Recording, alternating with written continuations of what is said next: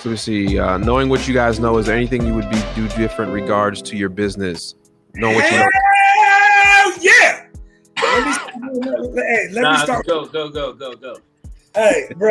Let me try. Hey, bro. Okay, man. I've been involved in real estate for 13 years since 07. If I would have known what I know now, I would have focused on rentals. That would have been my sole focus, bro. Keep it, number one. Number two, wholesale it. Number three, rehab it. But I would have kept way more stuff, bro. If I didn't know what I knew. I wouldn't have done nearly the amount of flips that I've done, nearly the amount of new construction projects that I've done. My greatest mistake in 10 years of business is not buying more rentals more aggressively. I started in 2010, similar to Nas. Back when you could, if you wanted to buy 5 houses right now, you could go on MLS and get 5 incredibly great deals right now. I was getting sick right now. Nas knows exactly what I'm talking about. I know guys who did that, and they chilling right now. They chilling right now. All right, my greatest mistake. We came in during the recession when the market had bottomed, and I was young, naive, and partially mentally ill. All right. So what I decided to do was, hey CJ, you can make $30,000, or you can make $300 a month. Oh yeah, okay, give me the $30,000. All right. And so I waited way too long to start acquiring assets, buying rental properties. If I could go back and flip it, I would be heavily buying rentals, and I would be heavily wholesaling everything else, just like Nas said. I would have to agree with everything. Less flips because it's quick money. But it is very expensive at year end. It's not as sexy as what it looks like on paper. When that tax hit, Yeah, exactly. And I think from one thing that I wish that I had did was I wish I was financially literate prior to learning real estate. In the sense that I wish I knew the power and what money actually was, and wasn't just so excited about getting money. I mean, that's the thing. When you start young like we do, I remember when I started. I was 30. I wasn't that young. I just wasn't financially. Still young, man. 30. No, 30 young, bro. Yeah, no, I'm saying in the sense of where you started at. Oh, I got you. Yeah, that's what I'm saying.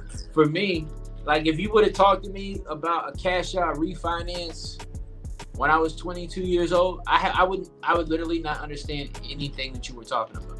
I could understand wholesaling, but cash out refi, hey, Burb method, do this, do that, amortization chart.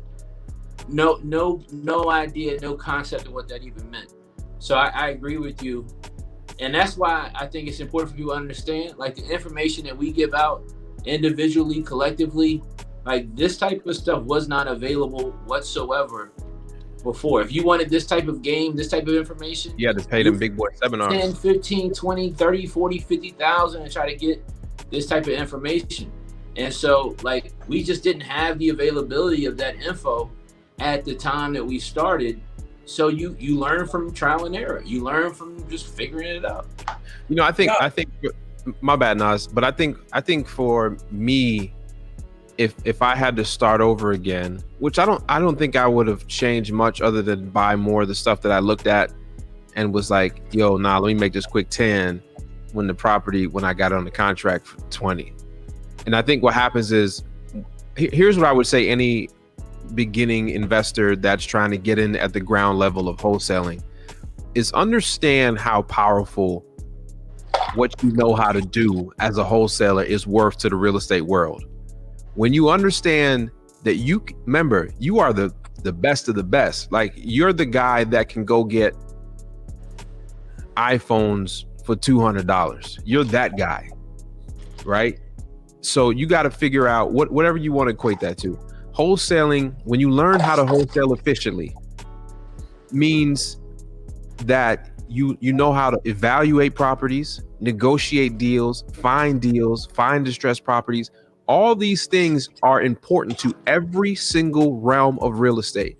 So Nas and Chris, we're in the developers group. What's the root of being a developer? Gotta find deals, man. You gotta find something that listen, Max is dropping an incredible amount of game right now. The most difficult. I'd skip all this. I'd skip all this flipping stuff, and I would take my knowledge and I would have went straight into development. I dig that. Yeah, because I didn't understand how powerful what I know is to the real estate industry. Let me put that in perspective though for the people that are watching, right? Because we've had these conversations privately, me, you, Nas, and the development group that we're in. Like, for example, being direct to seller is the most important part of real estate. All right. And I'm going to explain exactly why what Max is saying is so important. All right. Because when you get, and what he's talking about is when you have the knowledge and capacity to create opportunities to be direct to seller in all situations. So you can source your own deal flow. Okay. So the developer that owns the office building that I'm in right now, he can't get deals direct to seller. He doesn't have the ability to do it. He doesn't have the understanding. Now he can buy a $20-30 million building. All right. But he doesn't know how to go sit at somebody's kitchen table and close them. He doesn't know how to source them, where to get the phone numbers, all the things that you guys know. All right. Now here's the reality though, what Max is telling you. That same developer, if I would have found the deal for this office building, direct to seller, all right, and brought that deal to him, and I would have said to him, hey, you know what, instead of getting a $100,000 wholesale fee, you know what, I don't want a wholesale fee at all, but I want some equity in the project. I don't want to be involved in anything. It's your business. You develop it. You turn it into office space. All right. But I'm not going to charge you anything. I've got a contract with a seller. I'm not going to charge you anything, though, to give you this deal. Okay. The assignment process, guys, is the same, whether it's 30 million or 30,000. The process is the exact same. All right. But you know what? Hey, you know what, Mr. Developer, I'll assign this building to you, this property to you. My only ask, instead of getting 100,000 up front, is I want 5-10%, whatever it might be, of the project for the life of the project. I want 5-10% equity. Here's what people don't realize. That developer would say, okay. He would do that because that's how a lot of development deals actually happen.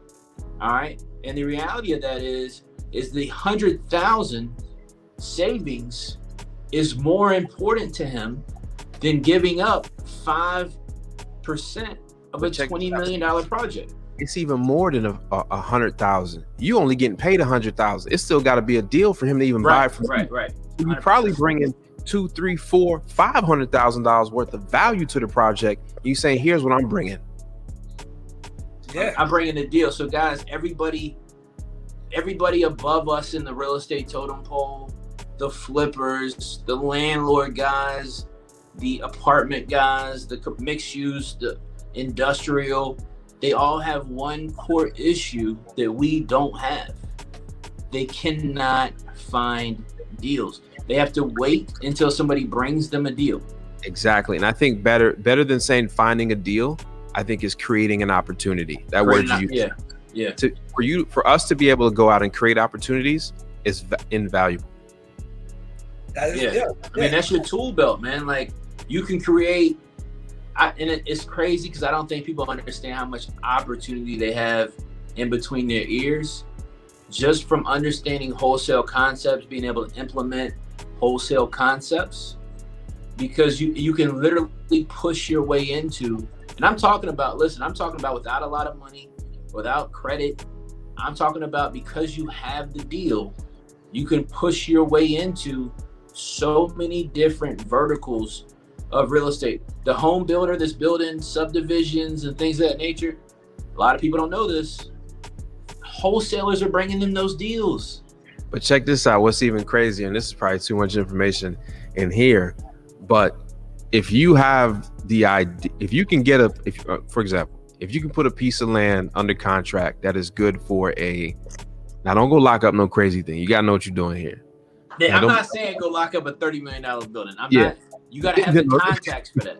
Now, what I'm saying is, I got the contacts. You can call me. Yeah. What I'm saying is, if you go find a piece of land that is suitable for a neighborhood, and you got up and you got the you can get it under a very good price. Did you know that all you had to do was spend the money to put the concept of the neighborhood together, such as the plat map, such as the engineering plans, such as the drawings? Let's just say you all in 50, 60, maybe 70, when you ain't touched the dirt yet. And you did this all in your due diligence period. You just tripled the value of that. You no longer just got a piece of land. You actually have a business that you're selling to somebody else. And those are where a lot of developers never even touch the dirt. Nope. They have somebody else develop it for them. And then they buy it once it's perked, and they can start building on those properties. I know a wholesaler in my town right now.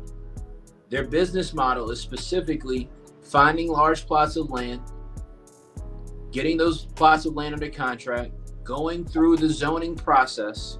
Maybe it takes a year, maybe 2 years. All right.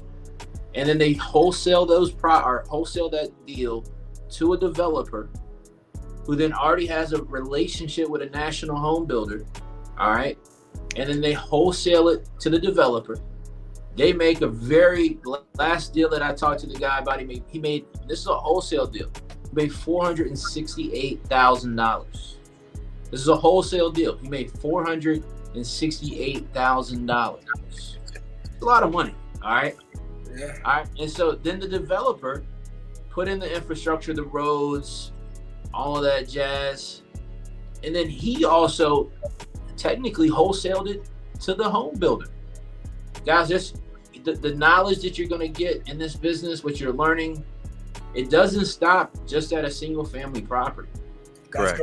The game is having the ability to know how to source properties and get them at discounted rates. Create opportunities. Let me say this though, right? Let me before we move on to the next question or whatever. Okay, so years ago I did that $246,000 on a deal that was a commercial property, and Yes. I had to get the survey. I had to get the concept plans. So for those who don't know, if you're from a major city, and I don't like, we used to go from North Jersey, we used to go to New York and see the International Car Show, right? And that it starts in Detroit and then it goes to like New York and other major cities. And what they would do, they would show concept cars. So a concept car is something that, hey, we thinking about coming out, but it may never come out. So Yep. I get the concept plans, right? So with me getting the concept plans, I probably spent about $2,500 or $3,000, somewhere around $2,500 or $3,000. So when I was getting the concept plans from the lady was like, yeah, I know exactly what you're trying to do. And that's a great business. And she was saying, if you continue on this, you'll be buying these deals yourself and going full out with the project or whatever. So she told me about a guy. She said this guy in Daytona bought a property, and it wasn't many acres, but it was like maybe over like 2-3 acres in Daytona, Florida, for like $1 million. But she said he got he went and got the concept plans, the survey, got everything approved with the city. Everything's approved, so whatever those plans say that you can do, you can actually do it. He said she was like that. He just turned around, decided not to do the project, and sold it to another developer for $3 million. And I said, wow. That's crazy. So basically, essentially a $2 million wholesale fee because he never closed on the property. Yeah, and the whole idea and the reason why we're bringing this stuff up, and it's high level stuff, it's even high level for us, is that I want you to be able to shoot for the stars. If you start in this business, understand where it can go. Understand that it's not just what you see most people talk about. There's a next level to this. There is the Don Peoples of the world. There's people out there that you can aspire to be that are developers. They didn't just wake up one morning and just say, oh, I'm a developer.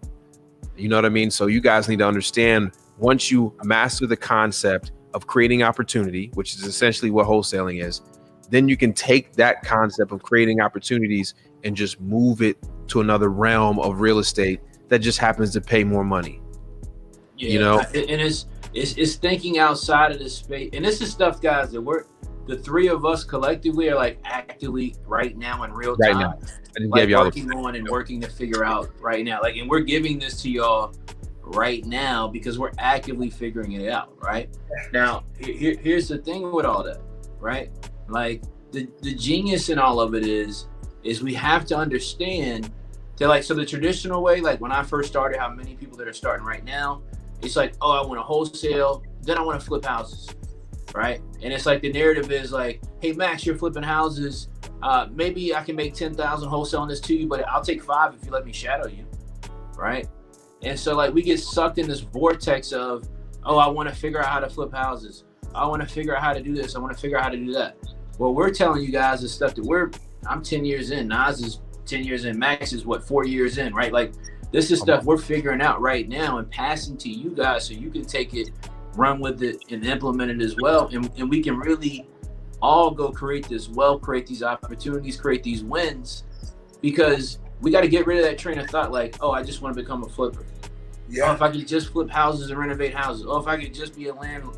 Like there's so many different plays, but you have to be open and willing to see these plays so that you can take advantage. Like I call it court vision. I use a lot of sports analogies, right? Like you got to have that court vision and be able to see a play before it actually develops.